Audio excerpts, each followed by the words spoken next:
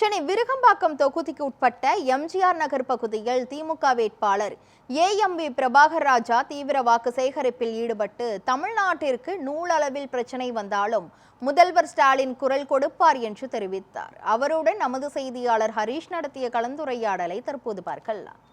விருகம்பாக்கம் சட்டமன்ற தொகுதிக்கு உட்பட்ட இந்த எம்ஜிஆர் நகர் பகுதியில் மதசார்பற்ற முற்போக்கு கூட்டணி கட்சிகள் சார்பாக தீவிர வாக்கு சேகரிப்பு நடைபெற்று வருகிறது. இதில் திமுக கழக வேட்பாளர் ஏஎம்பி பிரபாகர் ராஜா வீடு வீடாக சென்று மக்களை சந்தித்து வாக்கு சேகரிப்பில் ஈடுபட்டு வருகிறார்.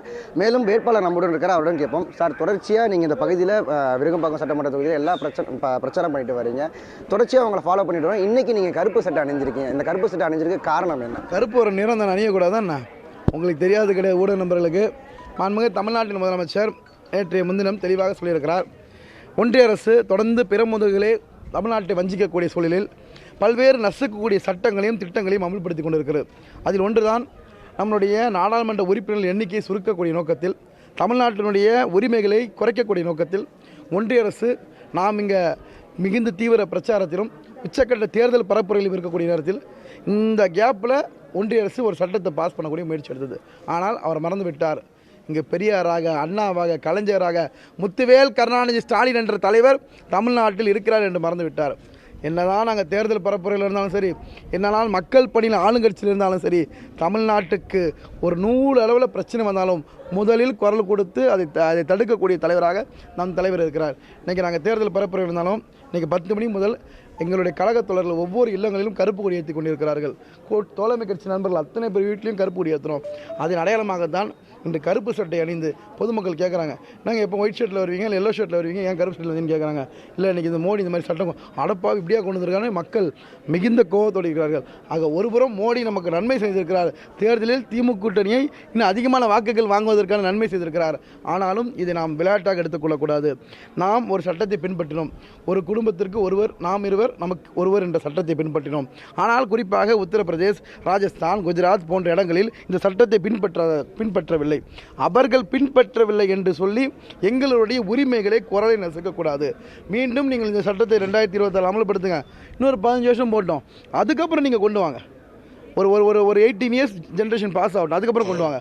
ஆனால் நிச்சயமாக இது தென் தமிழகத்தை, தென் சவுத் இந்தியாவை ஒட்டுமொத்தமாக பாதிக்கக்கூடிய சட்டமாக இந்த சட்டம் இருக்கும். குறிப்பாக கர்நாடகா, கேரளா, ஆந்திரா, தெலுங்கானா, மகாராஷ்டிரா போன்ற மாநிலங்கள் தான் இந்தியாவினுடைய ஒரு 60 விழுக்காடு வருமானத்தை தந்து கொண்டு இருக்கிறது. ஆனால் எங்களுடைய குரலை நசுக்கி, வெறும் எங்களுடைய வளங்களை நசுக்கி, வளங்களை எடுத்துக்கொண்டு, வளங்களை எல்லாம் ஒட்டுமொத்தமாக நீங்கள் வாழக்கூடிய ஒரு பகுதியாக இருக்கக்கூடிய மாநிலங்களுக்கு பிரித்து கொடுக்கிறது. இந்தியா என்பது அனைவருக்குமான மாநிலம், அனைவருக்குமான நாடு. இதில் எல்லா மாநிலங்களும் அடங்கும். இதை பாரத பிரதமர் மீண்டும் இதை பரிசீலனை செய்து இது போன்ற சட்டங்களை அவர் கொண்டு வரக்கூடாது. இந்த சட்டங்களை அவர் இன்னும் கொண்டு வருவதற்கான முயற்சிகள் எடுத்தால், தலைவர் சொல்லியிருக்கிறார், 50 ஆண்டுகளுக்கு முன்பு பார்த்த திமுகவை பார்க்க வேண்டும் என்று கேட்டிருக்கிறார். இன்னைக்கு அதே வீரியத்தோடு, எழுச்சியோடு ஒவ்வொரு தொண்டர்களும் சுட்டரிக்கும் 11 மணி வெயில், எல்லா தொகுதிக்கும் எல்லா தெருக்கும் போங்க.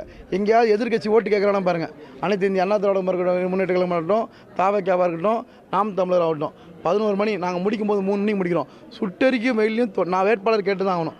இவ்வளோ தொண்டர்கள் வந்து கேட்குறாங்கன்னா இந்த கட்சி எவ்வளோ வீரியத்தோடு வீரமாக இருக்குன்றதை மோடி அவர்கள் புரிந்து கொள்ள வேண்டும்.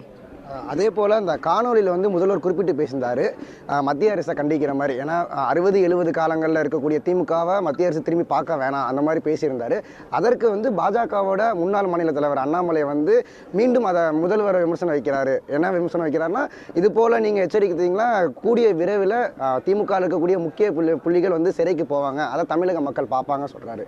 அதை நீங்கள் எப்படி பார்ப்பீங்க? அவர்கள் தொடர்ந்து இடியையும் சிபிஐயும் வைத்துக்கொண்டு இதெல்லாம் இந்த மிரட்டல் உருட்டலுக்கெல்லாம் பயப்படுறவன் திமுக காரன்ல. இந்த மாதிரி எல்லாத்தையும் பார்த்துட்டு வந்தோம். திமுக மிஸ்ஸாவே பார்த்த கட்சி திமுக, பல நெருக்கடிகளை பார்த்த கட்சி திமுக. கடந்த 10 வருஷம் எதிர்கட்சியில் நாங்கள் டெய்லியும் வாரத்துக்கு ஒரு முறை எங்கள் அண்ணன் அமைச்சர் போராட்டம், ஆர்ப்பாட்டம் என்று வைத்து எங்களை வளைத்திருக்கிறார். அங்கே இதுக்கெல்லாம் பயப்பட போகிறதில்ல. நாங்கள் இப்படியே விட்டுட்டு போய் ரோட்டில் உட்கார, நாங்கள் ரோட்டில் உட்கார தயார். ஒரு மாதம் சிறைக்கு போனால் சிறைக்கு போக தயார். எங்களுடைய குடும்பத்தின் பொருளாதாரத்தை பார்ப்பதற்கு எல்லாம் நாங்கள் தயாராக இருக்கிறோம். ஆனால் மோடி அவர்கள் மீண்டும் மீண்டும் அழுத்தமாக சொல்கிறோம், தமிழ்நாட்டை வஞ்சிக்கக்கூடிய சட்டத்தை கொண்டு வந்தால் திமுக தொண்டர்களோ, தோழமை கட்சி தொண்டர்களோ வந்து ரோட்டில் இறங்கி போராட மாட்டான். எப்படி ஜல்லிக்கட்டுக்கு ஒரு எழுச்சி ஏற்பட்டதோ அதுபோல் தமிழ்நாட்டில் எங்களுடைய உரிமைகளை பறிக்க மோடி அவர்கள் நேர்ந்தால் அதே எழுச்சியை மீண்டும் தமிழ்நாட்டில் பார்ப்பார்கள். நியூஸ் 7 தமிழ் செய்திகளுக்காக ஒளிப்பதிவாளர் கலைவனுடன் செய்தியாளர் ஹரீஷ் மனோகரன்.